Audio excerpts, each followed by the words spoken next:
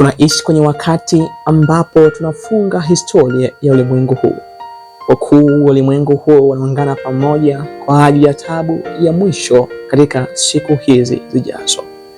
Tunashuhudia miunganyiko mbalimbali katika nchi za Ulaya, hata Amerika.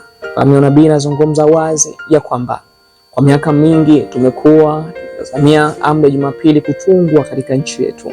Na sasa kwa vile vuguvugu hilo liko juu yetu, tunauliza hivi, watu wetu watafanya nini katika suala hili?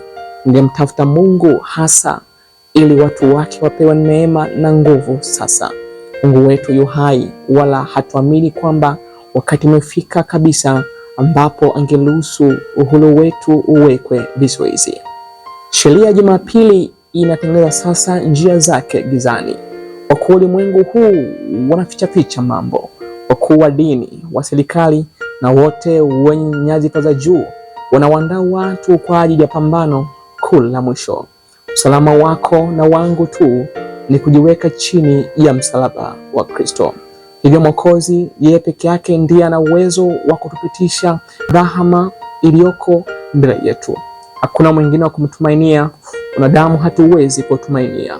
Tawala wa dunia hii hawawezi kutusaidia, maana ndio hawa ambao wanatunga sheria ambazo zituingiza kwenye tabu ya mwisho. Mungu wetu atusaidie, tuandaliwe kabla hatujachelewa.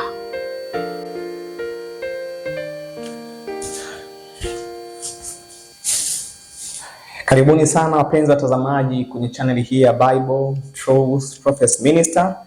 Ikiwa ni siku nyingine ambapo kwa neema za Mungu tumekutanika tena kujifunza na kupeana baadhi ya mambo ambayo yatatuwezesha kuishi katika wakati huu wa mwisho, huu wakati wa kufunga historia ya ulimwengu, ili kusudi kila mmoja wetu asikutwe amechelewa mno, asikutwe yupo gizani kwenye harakati za kufunga historia ya ulimwengu. Tunaelezwa kwenye kitabu cha Pambano Kuu kurasa wa 490, Ellen anasema kwamba matukio yanayohusiana na kufungwa kwa kazi ya upatanisho ni ya muhimu sana. Ni wachache sana wanaopenda kushughulika nayo. Na pia anasema matukio yanayohusiana na kufungwa kwa kazi ya upatanisho ni ya muhimu sana. Anasema kwamba ni wachache sana wanaopenda kujishughulisha na haya matukio. Ellen anapozungumza kuhusu habari ya matukio haya, anatuleta moja kwa moja kwenye siku ya upatanisho, the day of atonement. Ule mwaka 1844 Oktoba 22, lilikuwa ni tukio kubwa mno kwa ulimwengu huu. Lilikuwa ni tukio kubwa mno hasa kwa Waadventista wa Sabato, sababu katika huo mwaka na hiyo siku ndipo ambapo Kristo alikuwa anatoka chumba cha kwanza cha patakatifu, alikuwa anaingia kwenye chumba cha pili cha patakatifu mno, ili kusudi aweze kukamilisha kazi ya upatanisho. Na ndiyo pia ulikuwa mwanzo wa hukumu ya upelelezi. Na hukumu hiyo upelelezi, wapendwa, ilianza kwa wafu toka mfu wa kwanza Abel mpaka mfu wa mwisho, wapendwa. Na hiyo hukumu ya upelelezi inahusiana tu na wale ambao wanalikiri au walishawahi kuwa waumini, au watu ambao waliwahi kumkiri Mungu kuwa Bwana na Mwokozi wa maisha yao, toka Abel mpaka mtu wa mwisho ambaye hukumu yake ya upelelezi itakoma kwa wale wafu. Na muda sio mrefu baada ya kukoma kwa wafu itaingia kwa walio hai. Nabii anasema kwamba sasa hukumu inafanyika katika patakatifu pa mbinguni. Kazi hii imekuwa ikitendeka kwa miaka mingi, toka mwaka 1844 mpaka hii leo. Mapema mno, hakuna ajuaye ni mapema kiasi gani itafanyika kwenye kesi za walio hai. Ela anasema kwamba hatujui ni mapema kiasi gani hii hukumu ya upelelezi itahamia kwa walio hai, mpendwa. Na dalili ya kwamba hukumu hii iko karibu kuhamia kwa walio hai ni dalili za kutangazwa kwa sheria ya Jumapili. Hiyo ndio itakuwa kama demarcation point, ambapo Mungu atahama kwa walio wafu na kwenda kwa walio hai. Anasema kwamba maisha yetu yatachunguzwa mbele za Mungu aitishaye. Katika wakati huu zaidi ya wakati mwingine wowote, inampasa kila mtu kujali na kuzingatia kabisa onyo la Mwokozi: kesheni na kuomba, kwa maana hamjui ni muda gani. Marko 13:33. Walakini usipokesha nitakuja kwako kama mwivi. Anapozungumza kuhusu habari ya kuja hapa wapendwa, anazungumza kuhusu habari ya kuja katika moyo wako, au anazungumza kwenye wakati wa kuitwa jina lako kwa ajili ya kupelelezwa, hukumu ya upelelezi. Wala hatutaijua saa nitakayokuja kwako. Hapa wapendwa, anazungumza moja kwa moja saa ya kupelelezwa, saa ya hukumu ya upelelezi. Pambano Kuu ukurasa wa 490. Wapendwa, tunaishi kwenye wakati wa hukumu ya upelelezi, na kesi za kila mmoja wetu zikianza na wale waliokufa zinapelelezwa na jaji wa mbinguni. Kila jina linaitwa, mawazo yako yanachunguzwa, matendo yanachunguzwa mpendwa, na hatujui ni muda kiasi gani itaanza kwa walio hai. Je mpendwa, jina lako kama litaitwa, je utafaa au mpendwa utaonekana kuwa umepungua? Huu ndio wakati mpendwa wa kujiandaa na kuyatengeneza maisha yetu yafanana na vile Mungu anavyohitaji, yaweze kufanana na sheria na amri zake, tuishi kulingana na matakwa yake. Hayo ndiyo mpendwa yatatufanikisha kupita kwenye hukumu hii ya upelelezi. Mpendwa, kabla hatujaanza somo letu hili, basi tupate wasaa wa maombi na tuingie moja kwa moja tukiomba neema ya Mungu wetu tuongoze mwanzo hadi mwisho. Karibu katika wasaa mfupi huu wa ibada ya maombi. Karibu sana mpendwa. Basi tuombe. Rafiki yetu mwema, Mungu wetu wa mbinguni, Baba uliyekufa kwa ajili yetu, tuna kila sababu ya kushukuru kwa zawadi ya uhai ambayo umetupatia. Lakini pia Baba, tunakushukuru mno kwa fursa nyingine ya kutupatia mafunuo na kujifunza habari zinazohusu habari ya marejeo yako, lakini pia habari ya hukumu ya upelelezi. Natambua ya kwamba Jehova, iko siku utaleta mawazo yetu, matendo yetu, kazi zetu mbele ya kiti chako cha hukumu. Hivyo wapo ambao Jehova majina yao watakapoitwa watakataliwa, lakini wapo ambao majina yao watakapoitwa yatakubaliwa. Baba, tunaomba tu ya kwamba majina yetu yatakapoitwa tuweze kukubaliwa. Hivyo tunaakili mbele yako kwamba tu dhaifu, tu wa dhambi, na tunatamani tu washindi wa dhambi kabla ya sheria Jumapili kumetangazwa. Maana hii tu ndio ponapona yetu, na yeyote ambaye Jehova atabaki na doa na uwa mpaka sheria Jumapili itakapotangazwa, uwezekano wa yeye kujiandaa na kushinda majaribu ambayo Jehova amekuwa akiyapitia utakuwa ni mdogo sana. Hivyo Jehova, kuna uwezekano mkubwa wa kupita na mvua masika na asihusike kabisa kwenye muhuri wa mwisho. Na hivyo Baba, atahusika kwenye mapigo 7 ya mwisho kama wadhambi wengine. Hivi Baba mbinguni, tunakuomba sana uweze kutufundisha katika siku ya leo, tuweze kuelewa mapenzi yako ni yapi, na watoto wako waweze kuandaliwa kwa ajili ya marejeo yako. Imani yangu ni kwamba Mungu wetu utakuwa na sisi, malaika zako walinzi wakiwa na sisi, Roho wako Mtakatifu akitufundisha, lakini zaidi Baba ukitupatia akili zenye kuelewa na akili zenye kuacha na kukemea dhambi. Imani yangu ni kwamba Baba utatenda na kuzidi kwa Kristo Yesu aliye hai. Amen. Asante.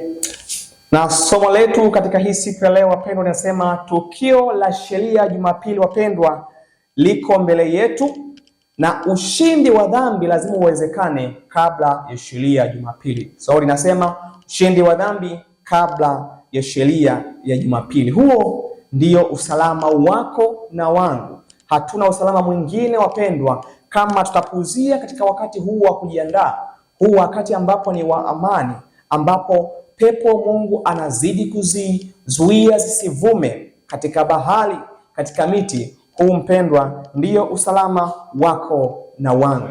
Tukio la sheria Jumapili wapendwa liko mbele yetu.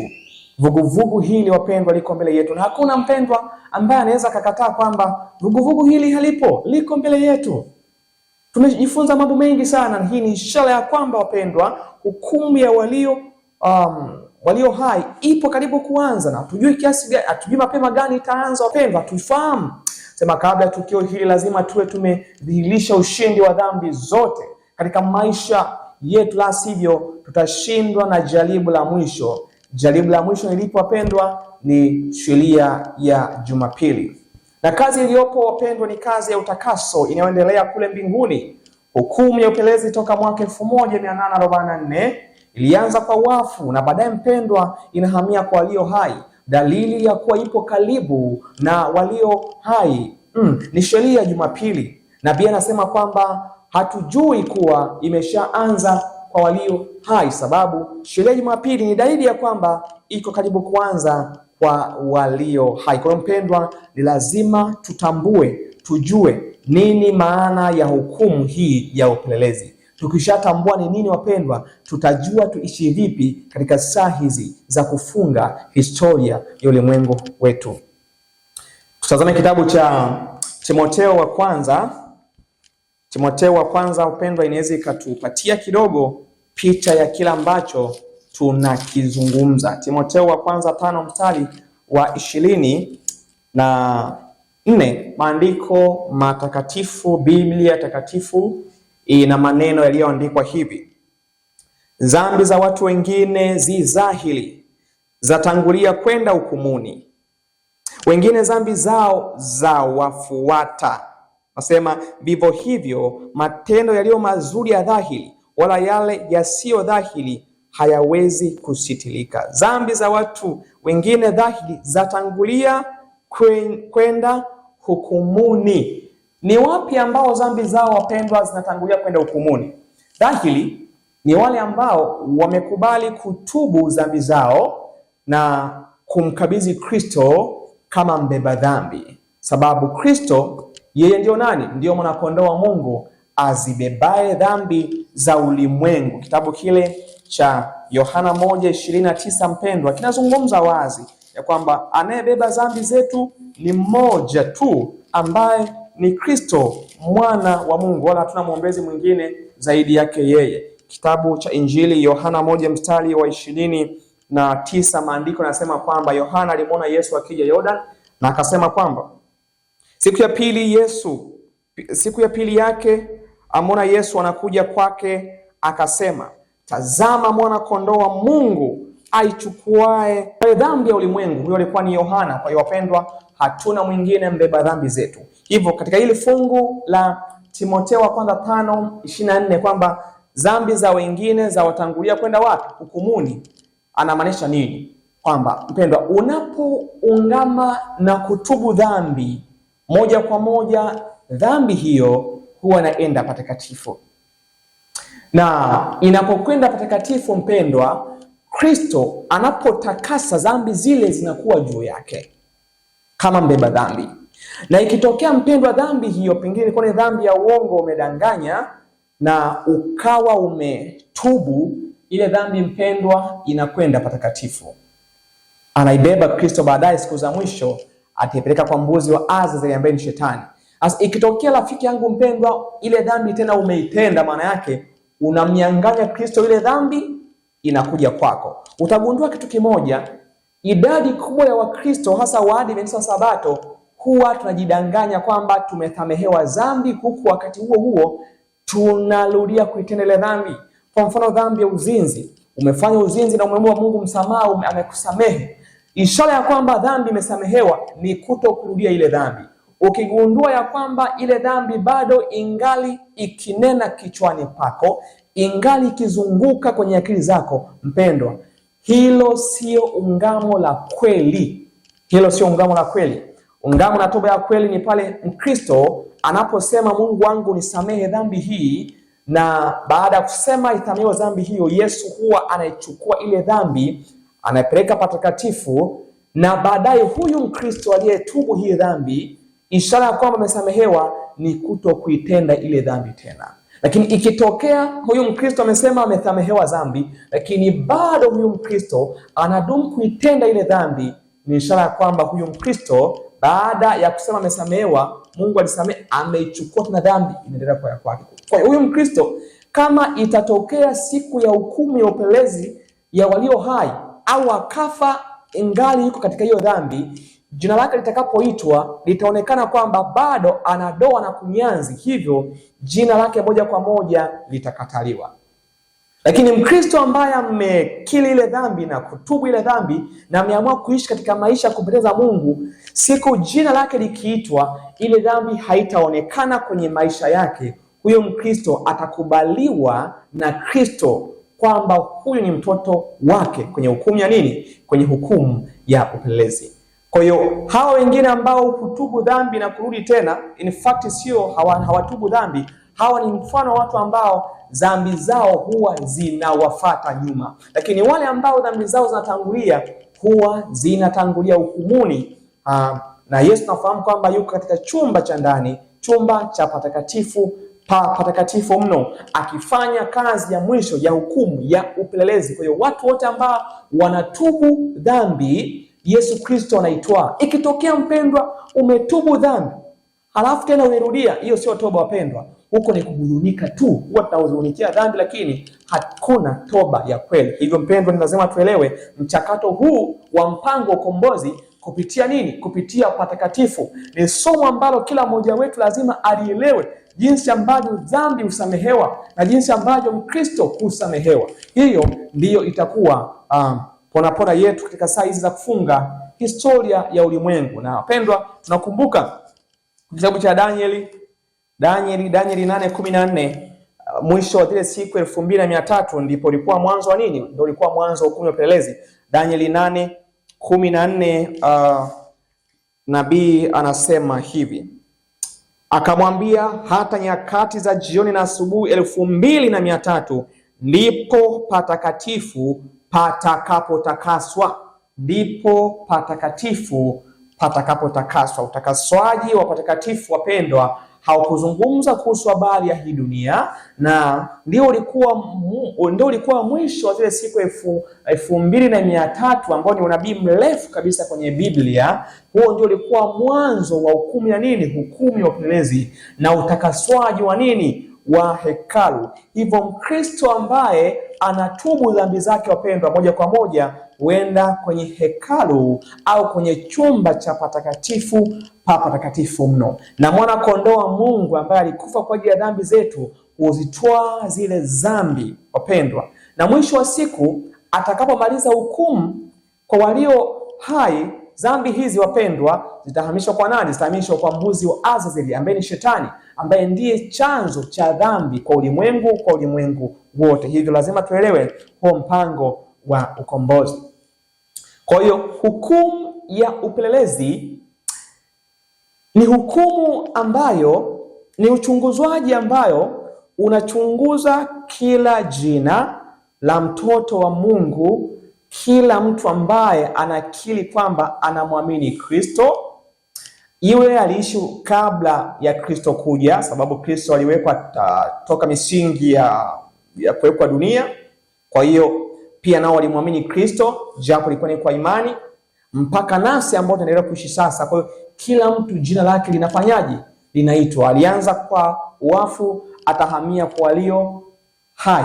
Hivyo jina linapoitwa, kama litakutwa lina dhambi yote, linakataliwa. Hiyo ndio hukumu ya nini? Ya upelelezi. Ni hukumu ambayo inafanyika kabla ya hukumu ya mwisho au exclusive judgment, ambayo wadhambi wote waliokataliwa watapelekwa kwenye nini? Kwenye ziwa la moto.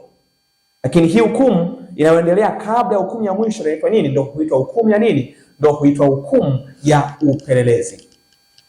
Ellen White, Pambano Kuu, ukurasa wa 428, Ellen anasema kama ifuatavyo: kazi ile ya hukumu ya upelelezi itakapokwisha, anazungumza ile kazi ya hukumu ya kuchunguza majina ya wanaoitwa watoto wa Mungu itakapokwisha, kesi za wale wote waliokiri kuwa ni wafuasi wake Kristo katika vizazi vyote, anasema nabii wa Mungu, katika vizazi vyote, toka Abeli aliyekiri kwa mara ya kwanza, akina Metusela waliokiri kumtafuta Kristo, akina Ibrahimu, wote akina Daudi, mpaka watu wa karne hii ya mwisho ambao wanakiri kuwa wanampenda Kristo. Katika vizazi vyote zitakapokuwa zimechunguzwa na kukatwa, zitachunguzwa upendo na kukatwa, ndipo na sio kabla wakati huo muda wa majaribio utakapofungwa na mlango wa rehema utakapofungwa.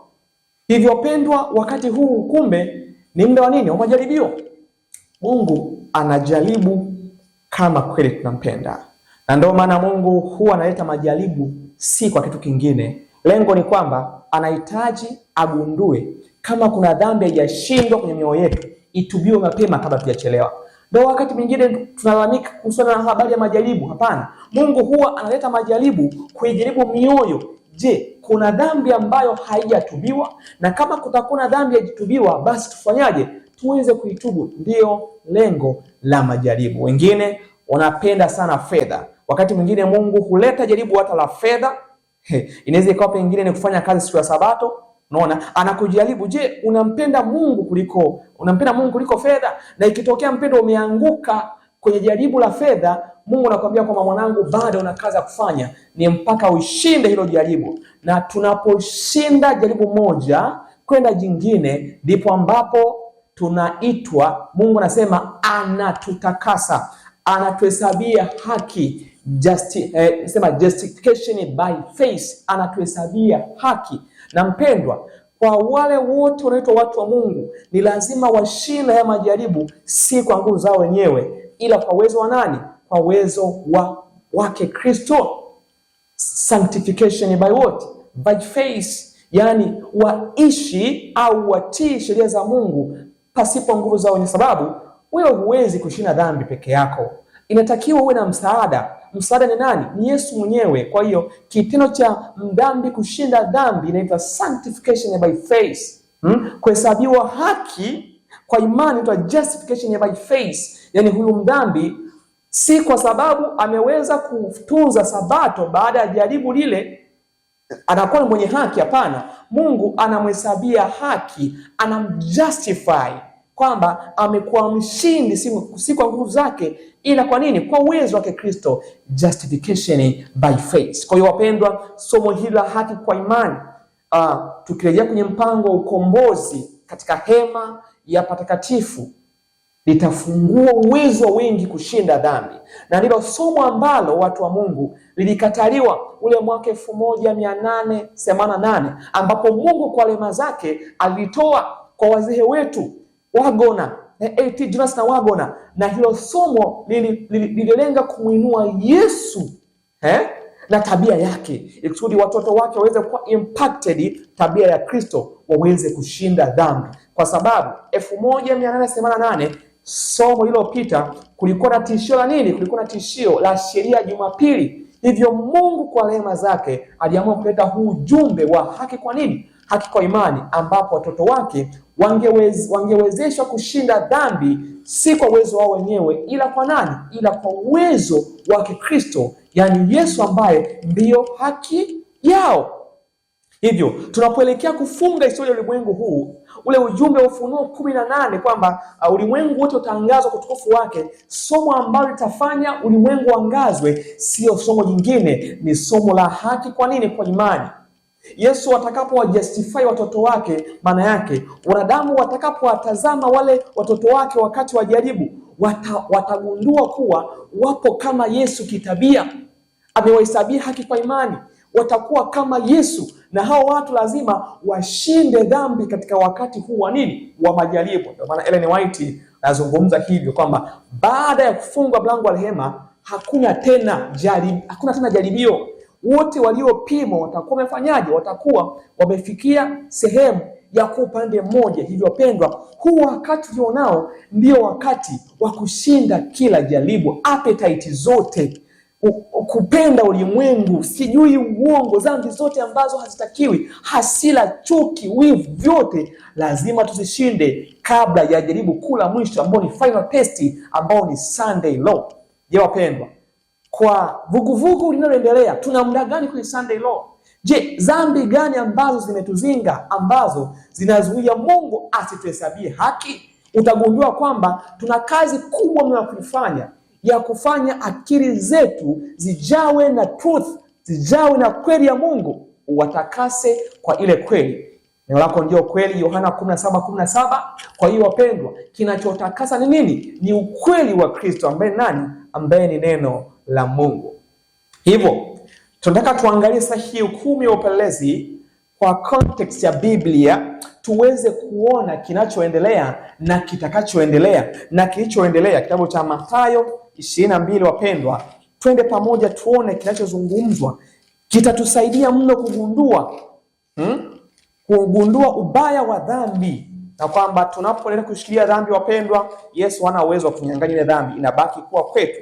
Na muda utakapofika, wapendwa, hatutaweza kuokolewa kwa sababu Mungu hawezi kutuokoa tukiwa na dhambi.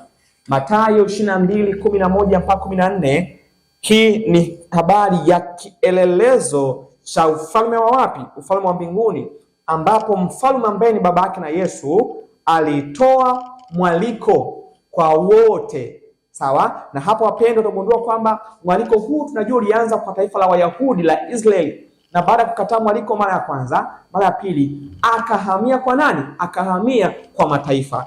Mathayo 22:1 mpaka 14, maandiko nasema hivi: Yesu akawaambia tena kwa mithali akisema, ufalme wa mbinguni umefanana na mfalme mmoja aliyemfanyia mwanawe harusi. Ambaye mfalme ni nani? Ni Mungu. Na aliyefanyia harusi ni nani?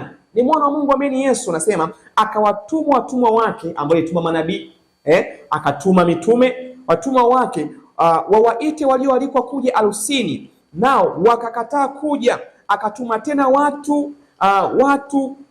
tena watu kwa wengine akisema, waambieni wale walioalikwa, tazameni nimeandaa karamu yangu, ng'ombe zangu na vinono vimekwisha kuchinjwa na vyote vimekuwa tayari, njooni harusini. Lakini hawakujali, wakaenda zao, mmoja shambani kwake, mmoja kwenye biashara yake. Nao waliosalia wakawakamata watumwa wake, wakawatenda jeuri na kuwaua. Kwa hiyo huu mwaliko, wapendwa, ulipokuwa ukitolewa, mitume waliuawa, manabii waliuawa, na akasema kwamba kila mmoja wao akatoa uzulu kwamba mimi nina kazi shambani, mimi nina kazi kwenye biashara. Na huu mwaliko, wapendwa, ni injili ambayo, wapendwa, gospel ambayo ilitolewa kwa nini? Kwa Waisraeli, kwa Wayahudi, na walikataa kwa kuua manabii na nini? Na mitume. Mathayo wanaendelea kusema kwamba na waliosalia wakawakamata watumwa wake, wakawatenda jeuri na kuwaua. Basi yule mfalme akaghadhabika, ambaye ni Mungu, akapeleka majeshi yake kuangamiza uwaji wale, akauteka mji wao. Ulikuwa ni mwaka gani huu? Ulikuwa ni mwaka wa 70 AD, wakati ambapo walikataa injili wa Yahudi. Ule mwaka wa 34 AD, baada ya kumua Stefano, walikijaza kikombe chao, na Wayahudi hawakuwa tena taifa la Mungu, na injili hii ikahamia kwa mataifa. Kwa hiyo hapa alituma jeshi, alimtuma Tito, alimtuma Festus kwa mara ya kwanza mwaka wa 66 AD. 70 akamtuma nani? Akamtuma Tito. Wayahudi wengi, wapendwa, waliuawa kwa sababu ya nini? Ya kukataa mwito wa injili. Injili ikiwa wapendwa, waga ni ya upole mno, ila injili inapokataliwa huwa ni kama upanga. Anasema kwamba kisha akawaambia watumwa wake, harusi i tayari, lakini wale walioalikwa hawakustahili. Wayahudi hawakustahili. Basi enendeni hapa kwa njia panda za barabara, na wote mwaonao waiteni harusini. Ndipo ambapo sasa injili ikamia kwa mataifa. Tunaona akina Petro wanaanza kuondoka Uyahudi. Tunamuona Paulo anaenda mpaka Italia, anaenda Rumi, kote kule ilikuwa ni mwaliko wa nini? Ilikuwa ni mwaliko wa injili. Tunashuhudia mpaka sisi leo hii injili hii imetufikia kwa sababu walioalikwa walikataa injili, ambao ni Wayahudi. Hivyo mpendwa, na wote ambao wanakataa hii injili katika wakati wa mwisho, hatari ni kama ilivyokuta Wayahudi, itakuwa ni kukataliwa Kristo atakapokuja mara ngapi? Atakapokuja mara ya pili. Nasema kwamba watumwa wale wakatoka, wakaenda njia kuu, wakakusanya wote waliowaona waovu kwa wema. Harusi ikajaa wageni. Lakini alipoingia yule mfalme ili kuwatazama wageni wake, akaona mle mtu mmoja asiyevaa vazi la harusi. Kumbe condition ya kuitwa harusini, wapendwa, nafahamu huwezi kwenda harusini ukiwa hauna kadi. Hauna vazi la harusi, tuseme hivi, hauna vazi la harusi, utakataliwa. Kwa hiyo kuna mmoja aliingia wapi? Aliingia harusini, alikuwa hana vazi la nini? Hana vazi la harusi. Pigia mstari, vazi la nini? Vazi la harusi. Ndipo tutaona ina maana gani. Alipoingia yule mfalme kutazama walioingia harusini, akashangaa kuna mmoja hana nini? Hana vazi la harusi. Na kilichotokea ni nini wapendwa? Sikiliza. Anasema kwamba akamwambia, rafiki, uliingiaje humu nawe huna vazi la harusi? Kumbe mpendwa, wote ambao wanaitwa kwenye Injili, wanaitwa kwenye ufalme wa Mungu, lazima wawe na condition. Condition nini? Ni vazi la harusi. Nasema naye akatekewa, akashangaa, hivi kumbe sina vazi la harusi, niliingiaje humu? Mfalme akawaambia watumishi, mfungeni mikono na miguu, mchukueni mkamtupe katika giza la nje, ndiko kutakakokuwa kilio na kusaga meno. Nasema 14, kwa maana waitwa ni wengi, bali wateule ni wachache. Kumbe mpendwa, huyu aliyekuwa ameitwa hakuwa mteule. Hivyo wapendwa, gospel au injili inapohubiriwa kwa mataifa mpendwa, sio kwamba wote watakaoikubali. Wapo ambao huingia, lakini hatimaye wakati mpelelezi, wakati huyu mfalme atakapoingia na kuchunguza wageni wake, wengi watakutwa hawana vazi na nini la harusi, ambapo sasa tuchunguze sasa hilo vazi la harusi ambalo analizungumza ni lipi, na hilo ambalo mimi na wewe twapaswa tuwe nalo, la sivyo tutakataliwa. Ellen White, kitabu kinaitwa Christ Object Lesson au lulu za uzima au vielelezo vya Kristo, ukurasa wa 307 paragrafu ya kwanza. Ellen anasema hivi: mfano wa vazi la harusi unafungua mbele yetu somo la matokeo ya juu zaidi. Ndoa inawakilisha muunganiko wa binadamu na uungu, union between humanity and divinity. Na wapendwa, muunganiko huu ndio ambao unatuwezesha sisi kushinda dhambi. Muunganiko huu ndio ambao alikuwa nao Yesu. Kwa Yesu kulikuwa na binadamu na uungu, ndio maana Kristo aliweza kushinda nini? Dhambi, kwa sababu kulikuwa na muunganiko wa binadamu pamoja na uungu. Humanity plus divinity is equal to victory over sin.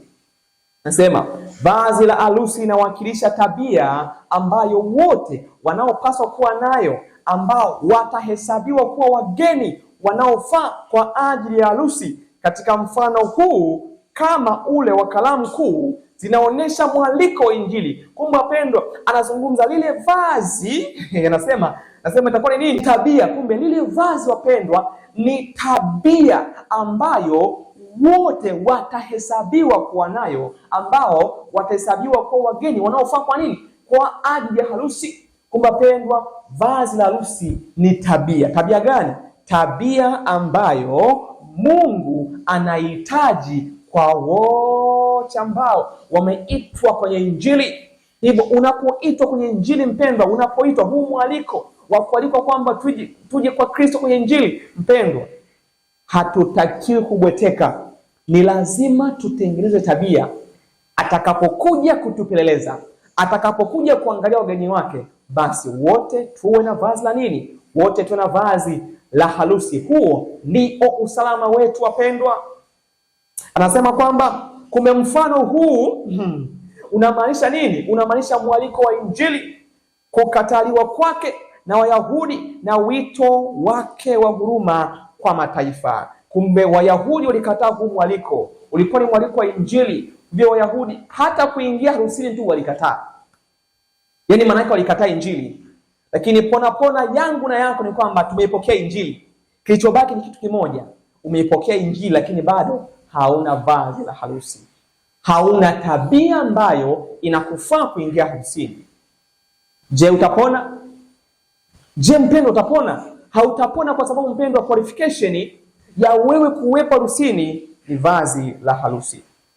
Nabii wa Mungu Ellen anaendelea kusema hivyo hivyo kwenye kitabu hiki cha Christ Object Lesson, ukurasa wa 310 paragraph ya 3. Ellen anasema kwamba kwa vazi la harusi katika kielelezo inawakilishwa tabia safi.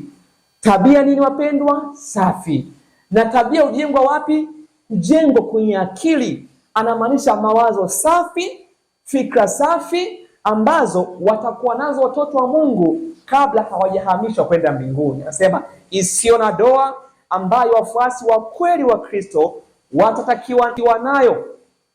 Ni haki ya nini? Ni haki ya Kristo. Umeona? Kumbe hiyo tabia ambayo wafuasi wa Kristo watatakiwa kuwa nayo, ambayo hili nini? Ni haki ya nani? Ni haki ya Kristo. Tabia yake isiyo na kasoro, unblemished, ambayo kwa imani inakabidhiwa kwa wote ambao wanampokea yeye kama mwokozi wao binafsi. Mwanampendwa, kumbe hii tabia ya Kristo inapokelewa na wafuasi wa Kristo. Yaani kila mtu binafsi ni lazima ajifunze kumpokea Kristo. Anapompokea Kristo ndio anamwezesha kushinda dhambi.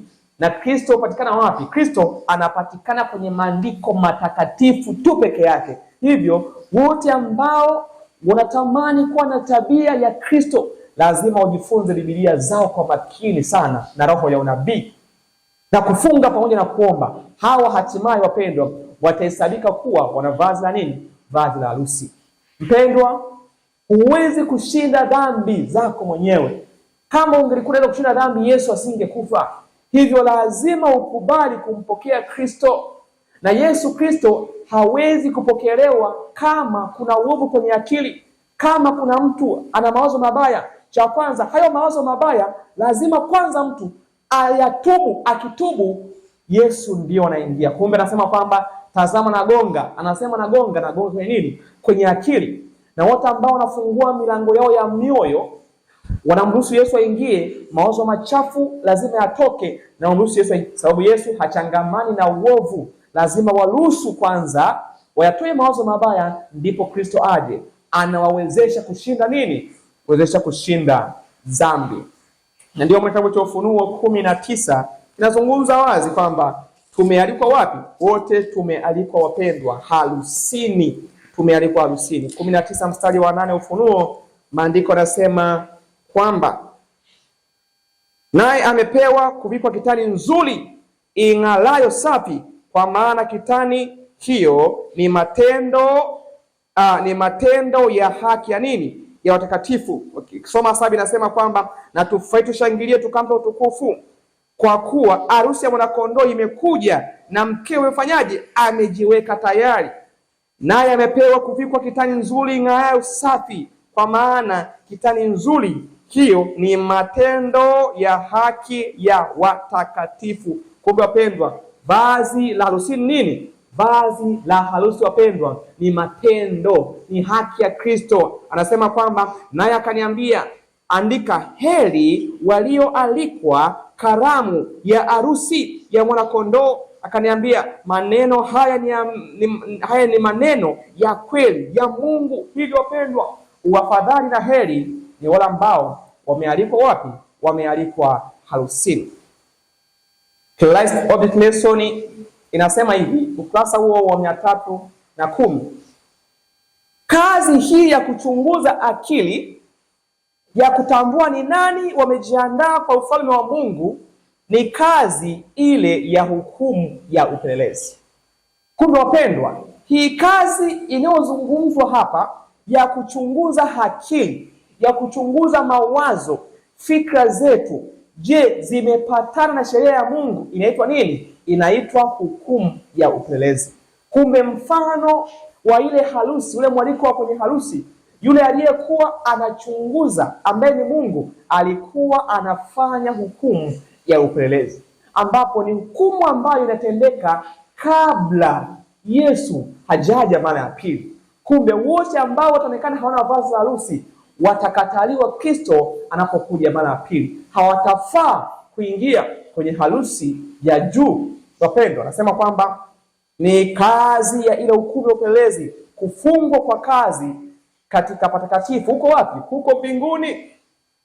Mapendwa, ni kufungwa kwa kazi katika patakatifu huko mbinguni.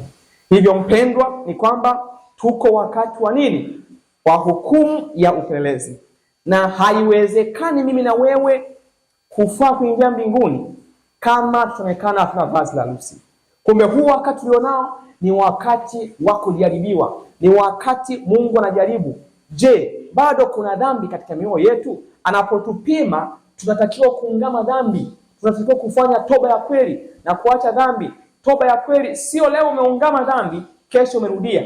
Tumeshazungumza kwamba ukifanya hivyo ni maana yake unapotubu unampa Yesu ile dhambi. Ukifanya maana yake unaifanyaje? Unaitoa ile dhambi. Mchakato wa kufanya hivyo ukikutwa haujajiandaa, ukifa ghafla au ukipita ukunywa upelezi ukakutwa haujatubia ile dhambi, maana yake jina lako linafutwa kwenye kitabu cha uzima na matendo yako yote yanafutwa kwenye kitabu cha kumbukumbu.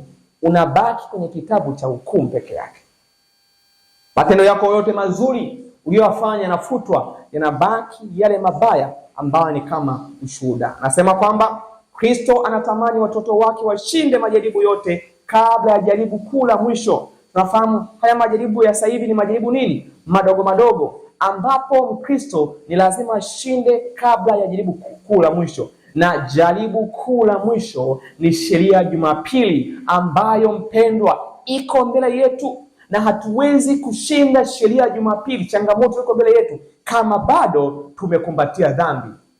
Nasema kwamba majaribu yote kabla ya jaribu kuu la mwisho ambao ni sheria ya Jumapili, na hii haiwezekani kwa nguvu zetu, sababu sisi tumefanya dhambi. Kitabu cha Warumi 6:23, tumefanya dhambi na kupungukiwa na utukufu wa Mungu. Hii inawezekana tu kwa uwepo wa Yesu katika akili zetu.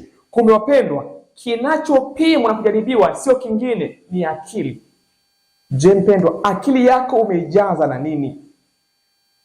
Ndio maana wakati mwingine tukizungumza kuhusu habari ya kuacha mivuto ya dunia, mtu ni Mwadventista, ni Mkristo mzuri, anapoteza muda mwingi wapendwa kwenye mambo ya dunia hii.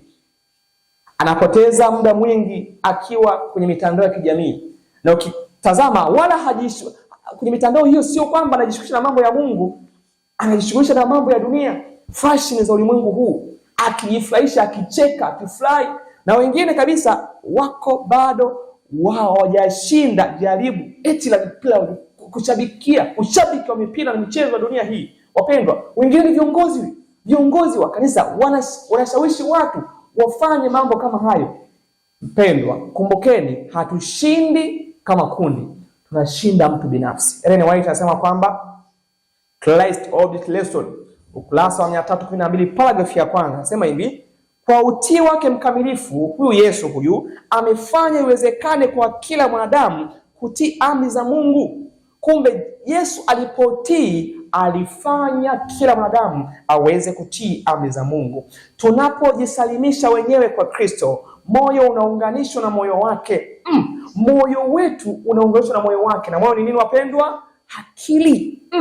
Nia inaunganishwa na nia yake. Nia maana yake nini? Will.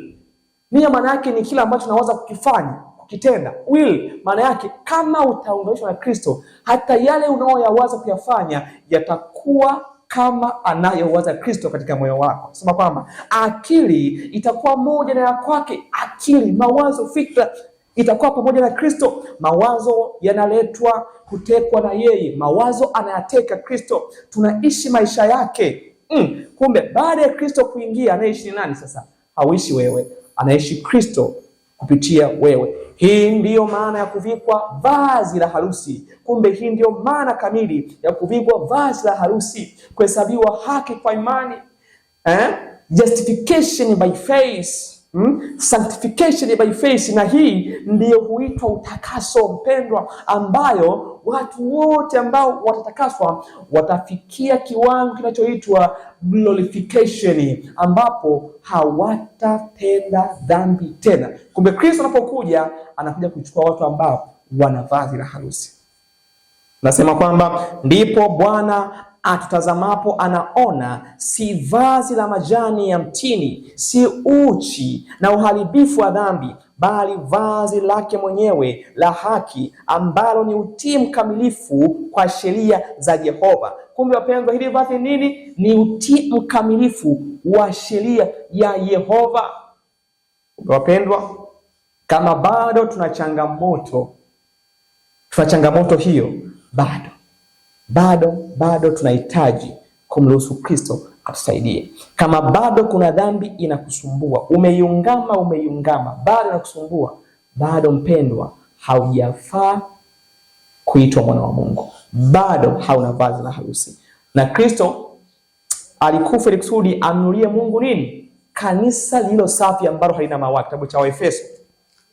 Kitabu cha Waefeso wapendwa, tunazungumza wazi kabisa kwamba Mungu alikufa, Yesu alikufa aweze kumnunulia Mungu nini? Kanisa safi lisilokuwa na mawaa.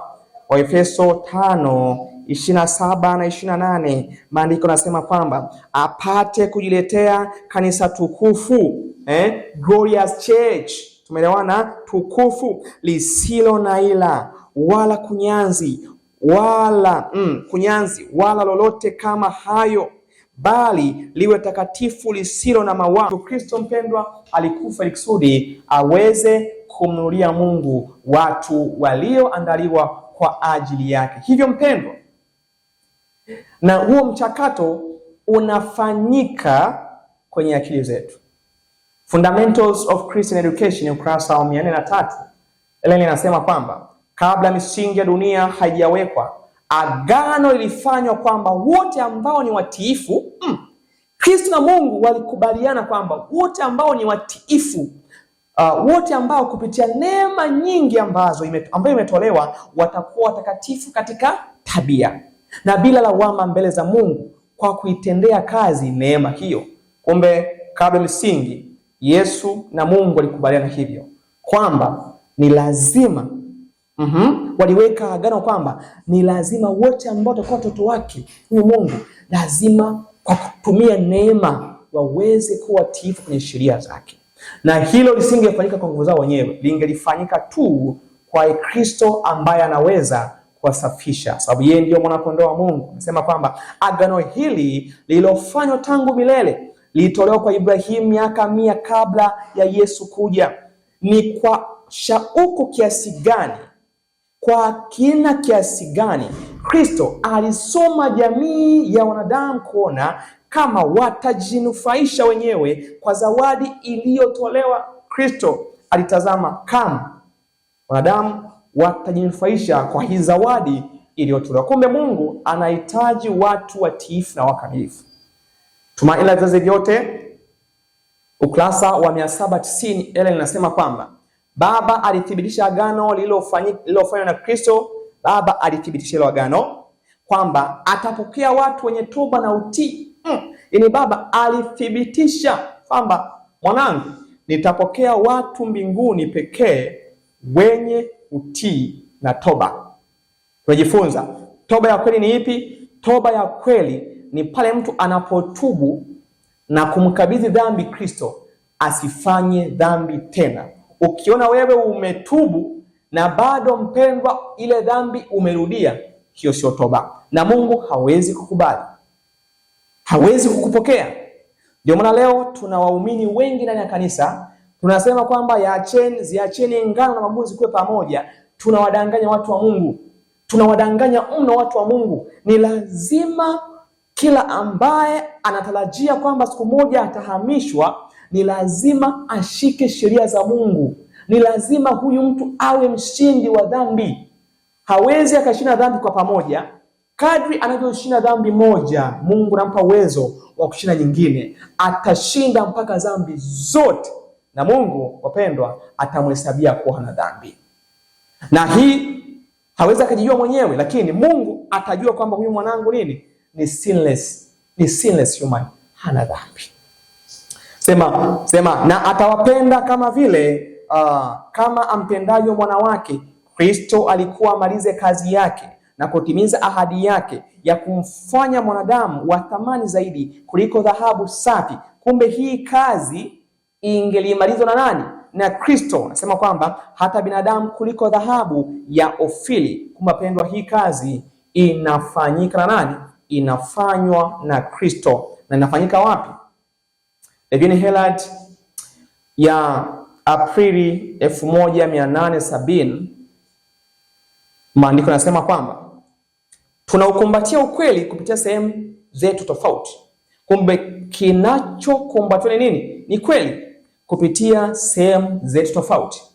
Utafanya kazi kwa ajili yetu ambao ni ya muhimu kutupatia ukamilifu wa kimaadili kwa ajili ya ufalme wa utukufu na kwa ajili ya jamii ya malaika wa mbinguni.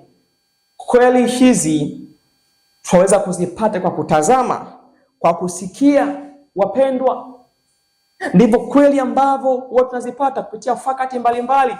Na huu kweli pia unaweza kaondolewa kama wewe mtu utapenda kutazama vitu ambavyo havijengi akili. Unasikia mambo ambayo hayajengi akili, mpendwa, kweli haiwezi kudumu kwako. Nasema kwamba sasa tupo katika karakana ya Mungu. Tupo kutengenezwa. Wengi wetu ni mawe yaliyopinda, love stones. Lakini kadri tutazamapo katika kweli, katika nini? Tutazamapo katika kweli, katika maandiko matakatifu ambapo ndio kweli, kulingana na Yohana 17:17, uwatakase kwa ile kweli, neno lako ndio kweli. Anasema kwamba lakini kadri tutazamapo katika kweli ya Mungu, msukumo wake unatuathiri, inatuinua na kuondoa kutoka kwetu kila udhaifu na dhambi ya asili yoyote. Hivyo tunaandaliwa kumuona mfalme katika uzuri wake, na hatimaye kuungana pamoja na malaika watakatifu wa mbinguni katika ufalme wa utukufu. Kumbe tunapotazama kweli, tunabadilishwa kama kioo kutoka utukufu hata utukufu. Hivyo ndivyo ambavyo tunaandaliwa kumuona mfalme. Kwa hiyo kinachotazama nini, wapendwa? Kinachotazamwa kwenye ukumbi wa upelelezi ni akili. Mungu kumbe analeta nini kwenye upelelezi? Analeta mawazo, anakufunua na naweka hapa, anaanza kutazama. Je, mawazo yake yanapatana na sheria zangu? Je, kuna dhambi ambayo huyu mtu imebaki kwake? Ni nini kinachochunguzwa? Kinachochunguzwa ni akili, ni mind, will, fikra, mawazo. Hayo ndio ambayo, wapendwa, yanapita kwenye hukumu ya nini? Ya upelelezi. Je, unawaza nini sasa hivi hapo ulipo? Ni mambo gani unaweza kuyafanya hapo ulipo? Hebu kaa dakika moja, tafakari unachokiwaza.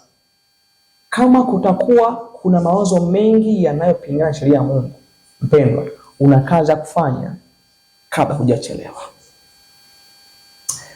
Biblia inasema kwamba lakini hiyo ifanyike kwa neema ya Mungu, huwezi kwa nguvu zako, ruhusu Yesu. Tunajifunza jinsi ya kupokea neema ya Kristo. Nasema kwamba inatuinua na kutuondoa kutoka kwetu kila udhaifu wa dhambi ya asili yote, hivyo kutuandaa kwa ajili ya nani? Kwa ajili ya ufalme wa utukufu. Tumeona ni hapa ambapo kazi hii inapaswa kufanyika kwa ajili yetu, ambapo mili yetu na roho vyapaswa kufanywa vifai kwa kutokufa. Kumbe ni hapa Yesu anapokuja, haji kubadili tabia, anakuja kuchukua watu waliobadilishwa tabia. Fursa sasa imetolewa kwako kukua na kuweza kuwa mkamilifu katika upande huu wa hukumu.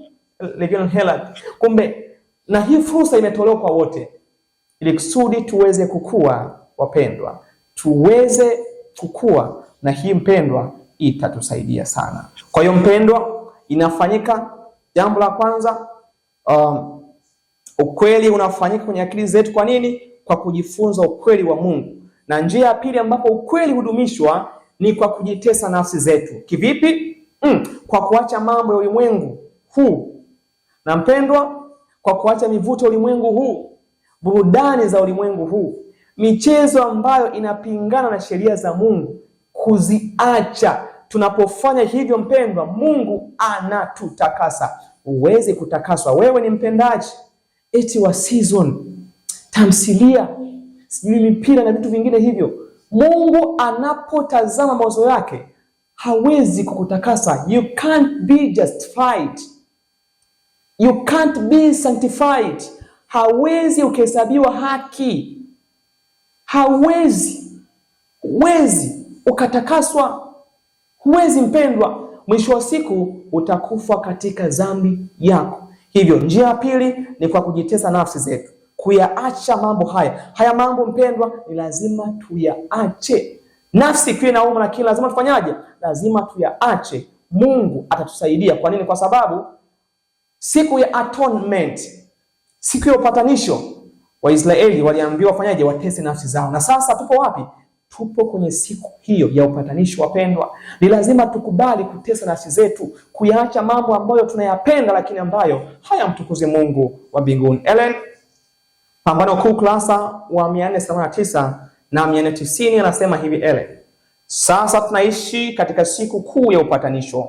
Katika huduma ya mfano, wakati kuhani mkuu alipokuwa akifanya upatanisho kwa ajili ya Israeli, wote walitakiwa kujitesa roho zao kwa kutubu dhambi na kujinyenyekesha mbele za Bwana ili wasije wakakataliwa mbali kutoka miongoni mwa watu wa Mungu. Hivyo mpendwa, kwenye huu ilikuwa inaitwa Kipium, ilikuwa siku ya upatanisho ambapo tumeshasema. Naona nambao mwisho wa zile siku 2300 ndio ilikuwa mwaka 1844 ambapo hukumu ulianza. Na kuanzia hapo wapendwa, tupo kwenye siku ya upatanisho. Lazima tuishi vipi? Lazima tuzitese nafsi zetu. Pasipo hivyo hatuwezi kuokolewa. Lazima tukubali kuacha mambo ya dunia, mivuto, starehe za dunia zote lazima tukubali kuziacha, dhambi zote, na hiyo inafanyika kwa kuzitesa nafsi zetu. Kukubali kwa kufunga na kuomba, hata kama kitu hakiwezekani, funga, mruhusu Kristo akuongoze, utaweza kwa neema yake. Sema kwamba kwa jinsi hiyo hiyo wote ambao wangependa majina yao yadumu kuwemo katika kitabu cha uzima wanapaswa sasa katika siku chache zilizosalia za rehema yao. Siku nini? Siku chache mpendwa zilizosalia. Unafahamu nakufa lini mpendwa? Unafahamu Jumapili iko karibu kiasi gani mpendwa? Je, kama leo utalala, kama leo mpendwa utalala, je, utakuwa umefikia kiwango kinachozungumzwa hapa cha utakaso? Mawazo yako je, yatakuwa yako safi? Je, umri uliosalia kujiandaa, anasema wa rehema yetu, tunafahamu kiasi gani tufike kujaribu kuu ambao ni sheria ya Jumapili? Tunafahamu muda bado mchache wapendwa. Je, huu muda tutumie kwa ajili ya kujifurahisha? Hapana, tutumie kwa ajili ya kutakasa akili zetu. Anasema kwamba kutesa roho zao mbele ya Mungu kwa kuzunikia dhambi na kufanya toba ya kweli. Toba ya nini? Toba ya kweli. Na toba ya kweli sio umetubu leo afu kesho unafanya dhambi. Hiyo sio toba wapendwa. Anasema kwamba ni lazima kuwepo kuchunguza roho kwa kina na kwa uaminifu, nuru, roho ya kufurahia mambo na maneno ya kipuuzi. Ni lazima watu wengi wanaojidai kuwa wafuasi wa Kristo wayatupilie mbali mambo ya kipuuzi.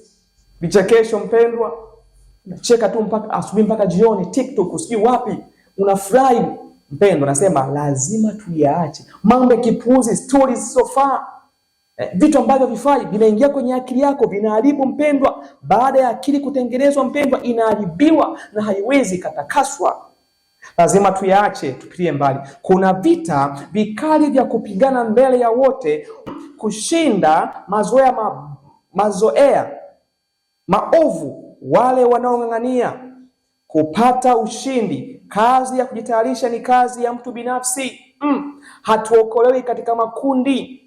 Usafi na kujitoa kwa mmoja hakuwezi kuondoa hitaji la sifa hizi ndani ya mtu mwingine. Ingawaje mataifa yote yatapita katika hukumu mbele za Mungu, lakini atachunguza kesi ya kila mtu kwa karibu sana na kwa kuchunguzi makini sana, kana kwamba hakuna mtu mwingine duniani.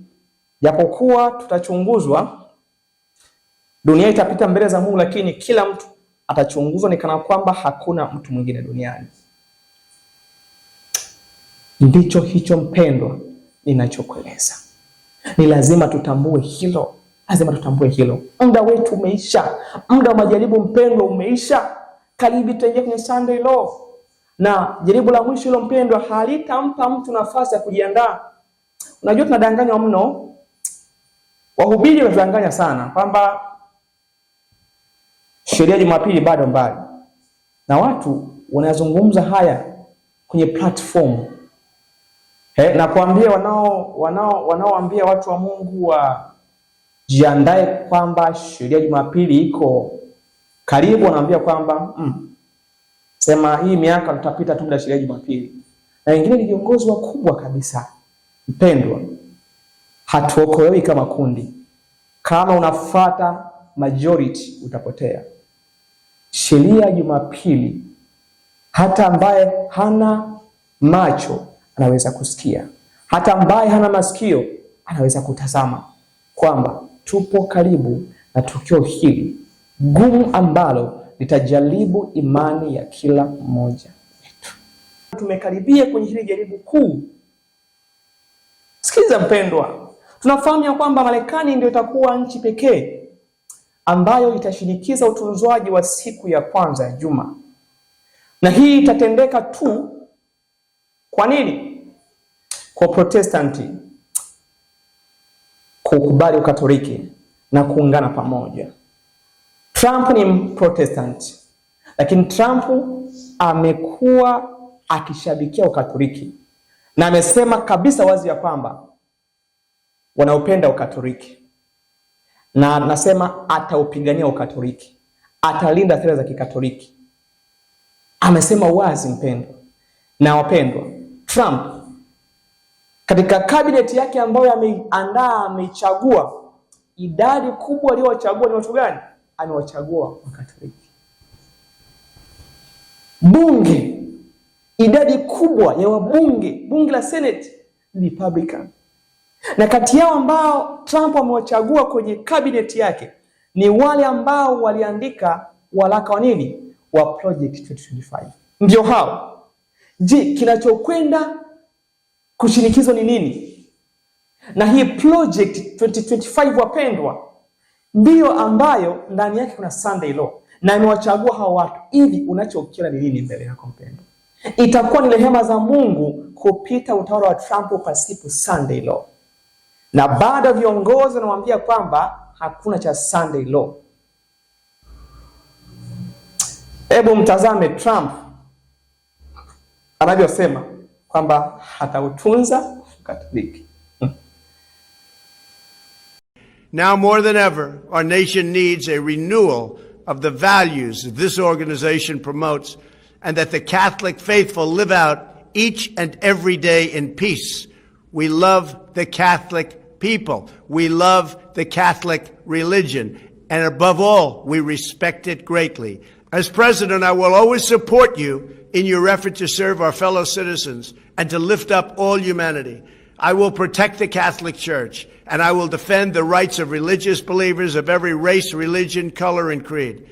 Lakini pia kwenye kampeni za Trump uliimbwa wimbo wa kumtukuza Maria, ambao huyu ni Semiramis, ambao ni Horaisis pia, ambaye ndio mungu wa Misri, ambao ndio mungu wa Babeli, Semiramis. Na ndio huyu ambaye leo kwenye kampeni zake Trump alisimama ukaimbwa huu wimbo wa kumtukuza Maria. A moment of silence.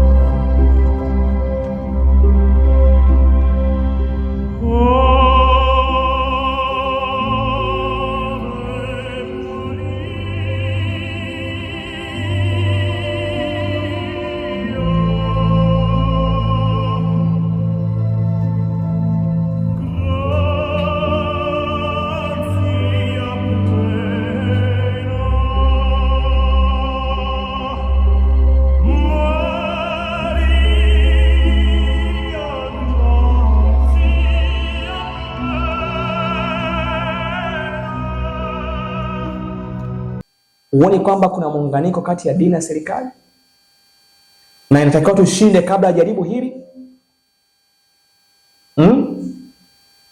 Na tumeambiwa hivyo wapendwa, lazima tushinde kabla ya jaribu. Je, unachokiona ni nini mpendwa mbele? Lazima tujiandae, muda wetu umeisha. Muda umeisha. Muda wa maandalizi mpendwa umeisha. Kuna wakati gani uliosalia mpendwa? Lazima tuwe tayari. Na swala hili ni la mtu binafsi, hatuokolewi kama kundi. hatuokolewi kama kundi. Badala ya watu wa Mungu kuwa kama chombo, leo hii umekuwa ni watu wa kusemana. Niulize swali, kwa wale wa Adventista wa Sabato ambao kwenye mfumo, ikitokea siku umeenda sehemu ambapo hakuna kanisa na ukakuta kanisa liko karibu na wana matengenezo, unaweza kwenda kwa matengenezo kuabudu? Unaweza kwenda kuabudu kwa wana matengenezo? Na kuachia swali, wewe mwana matengenezo, ikitokea umekwenda sehemu na unahitaji kanisa la huduma na wakukupa hizo huduma ni Mwadventista Msabato aliyeko General Conference, je, utakuwa tayari kwenda kupata hiyo huduma za kidini? Jibu. Niwaambie kitu kimoja wapendwa. Leo hii tunapambana na mahekalu na madhehebu, nani bora nani asiye bora. Mimi nasimama katikati ya wote, sababu wote ni ndugu zangu. Hiyo upande wa matengenezo bado wapendwa, kama haki ya Kristo, kama Mungu akitazama hauna vazi, kuokolewa kwako ni hakuna. Kwa Mwadventista Msabato aliyeko General Conference, wewe pia nawe kama Mungu akitazama hauna vazi la harusi, hakuna kuokolewa. Utagundua kwamba Mungu hatazami mahekalu, anatazama mtu aliye tayari kuokolewa. Na kama tutagundua hili wapendwa, tutaacha kusontana vidole na tutaombeana na kuwa kitu kimoja, kila mmoja kimsaidia mwenzake kuvaa haki ya Kristo. Unashangaa sana tunaposemana. Hizi agenda mimi huwa sina. Yeyote ambaye yuko mbele yangu anaitwa kwa jina la Mwadventista, sijali atengenezwe, aliyeko General Conference, yule ni ndugu yangu, lazima nimsaidie, nimwandae, tuandaane kwa ajili ya ujio wa Kristo. Kama hii roho ya kubagwana itakoma wapendwa, Kristo atakuja, atadai kwamba sisi ni watu wake. Kumbuka kinachosubiriwa ni nini? Ni umoja kama umoja wa mitume. Umoja uliokuwa nao mitume, huo ndio unaosubiriwa na hakuna kingine. Hakuna kingine mpendwa. Je, huu umoja tunao? Huu umoja tujao nao. Kila mtu anaangalia yeye ni bora. Kila mtu anaangalia yeye ni bora. Mpendwa, ni lazima tupambane na dhambi. Tuweze kusaidiana kushinda dhambi. Kinachotafutwa, Yesu anachokiangalia wala hatazami au madhehebu. Anatazama huyu mtu ameweza kushika sheria zangu zote. Nikimtazama hana doa la kunyanzi, hao Mungu ndio atakaodai kwa watu wake. Tafakari.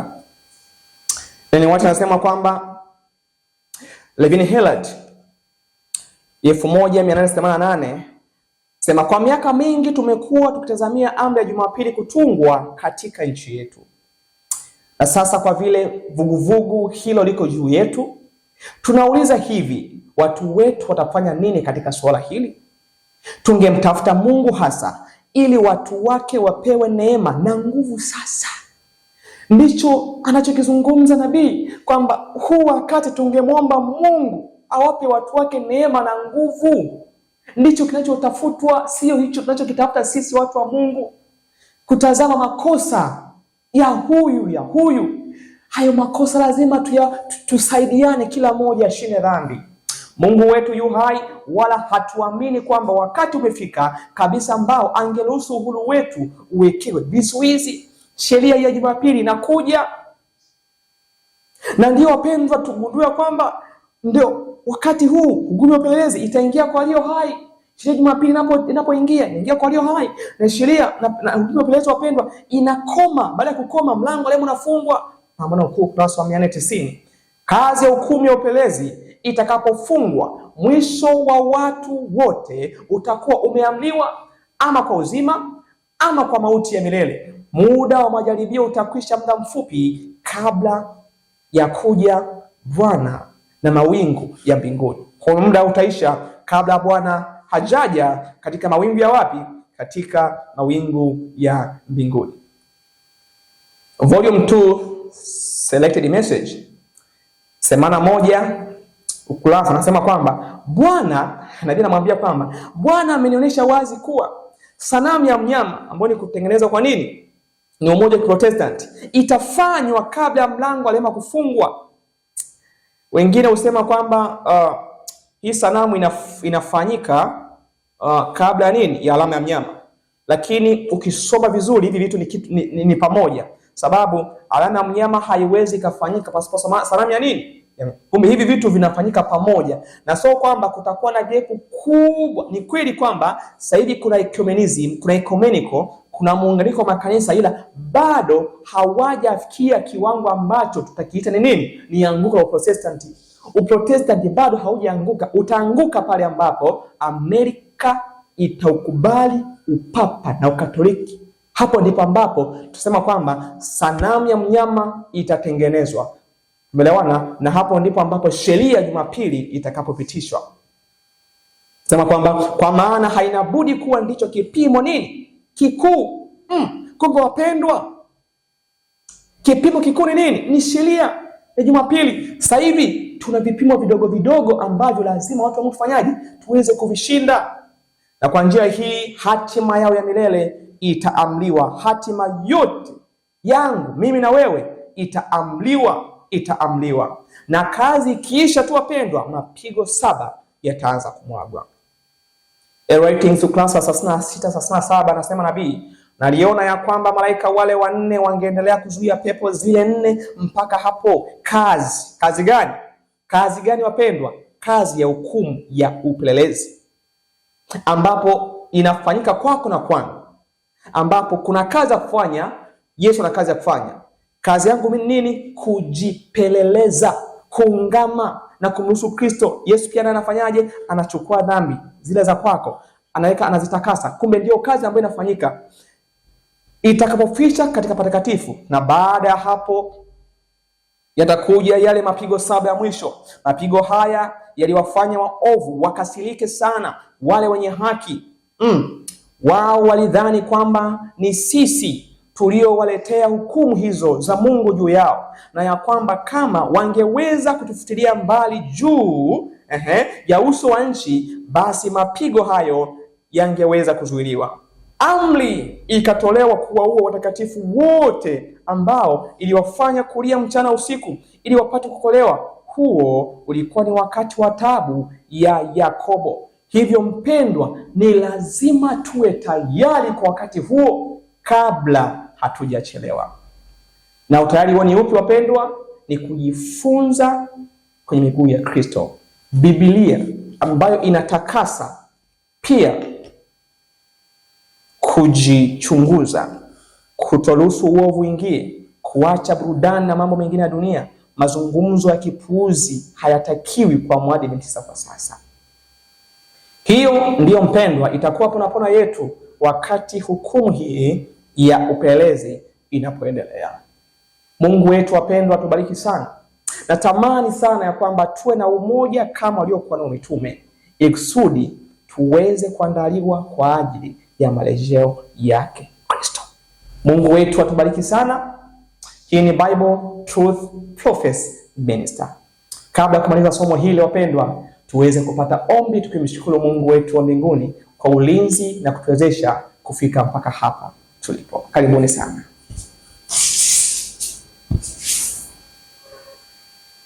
Rafiki yetu mwema, imefika wakati sasa tuhitimishe somo hili. Tunakushukuru mno kwa maongozi yako. Shukuru kwa ajili ya ulinzi wa malaika zako, Roho wako Mtakatifu kutusadikisha. Lakini asante pia kwa msikilizaji na mtazamaji kwa somo hili nyeti katika wakati huu wa kufunga historia ya ulimwengu. Baba yetu wa mbinguni, tunakushukuru na kukutukuza sana. Hivyo kama tumenenda kinyume, tumenena na kuwaza siyopaswa katika masaa haya, tusamehe na tuhesabie haki yako, ukituwezesha kushinda dhambi kabla hajachelewa. Imani yangu ni kwamba Muumbaji utaendeleza kazi ambayo ulianzisha katika chumba cha patakatifu mno cha kutafuta watu wasiokuwa na doa wala kunyanzi. Hivyo Jehova, kazi hiyo muda sio mrefu inakamilika, na utatuingiza kwenye jaribu kuu la mwisho la sheria ya Jumapili. Hivyo Baba mbinguni, tunatamani sana tuokolewe, na tusaidie sababu hatuwezi. Tusaidie basi kutii wito huu na kuandaliwa kwa ajili ya marejeo yako. Imani yangu ni kwamba Muumbaji utatenda na kuzidi jina lake Yesu Kristo, amen. Mungu wetu atubariki sana wapendwa, na tutakutana tena panapo majaliwa. Tusiache kuombeana. Maranatha, Yesu yuaja tena mara ya pili.